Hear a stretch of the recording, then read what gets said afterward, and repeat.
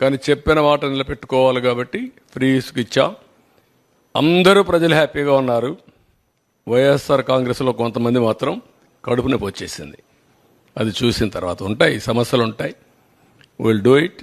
దాన్ని ఇంకా మాస్టరైజ్ చేయాలి. ఎక్కడ ఎవ్వరు కూడా మిస్యూజ్ చేయకుండా దాన్ని ప్రాపర్గా ప్రజలకు అందే విధంగా చేయాల్సిన అవసరం ఉంది. Will do it. Thank you.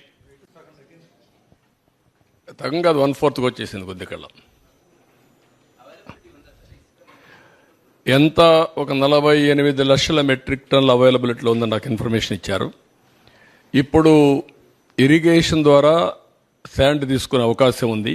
అంటే బోట్ మెన్ సొసైటీ అవన్నీ అది తీస్తే ఒక 60-70 లక్షల మెట్రిక్ టన్నులు వస్తుంది.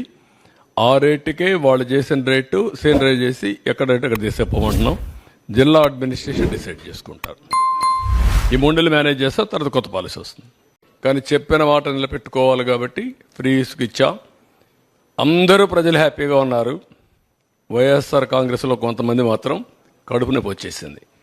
అది చూసిన తర్వాత ఉంటాయి సమస్యలు ఉంటాయి. Will do it. దాన్ని ఇంకా మాస్టరైజ్ చేయాలి.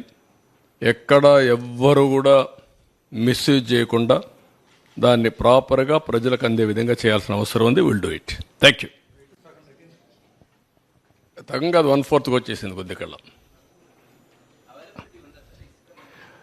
ఎంత ఒక 48 లక్షల మెట్రిక్ టన్నుల అవైలబిలిటీలో ఉందని నాకు ఇన్ఫర్మేషన్ ఇచ్చారు. ఇప్పుడు ఇరిగేషన్ ద్వారా శాండ్ తీసుకునే అవకాశం ఉంది. అంటే బోట్ మెన్ సొసైటీ అవన్నీ అది తీస్తే ఒక 60-70 లక్షల మెట్రిక్ టన్నులు వస్తుంది. ఆ రేటుకే వాళ్ళు చేసిన రేటు సేనరైజ్ చేసి ఎక్కడైతే అక్కడ తీసేపోమంటున్నాం.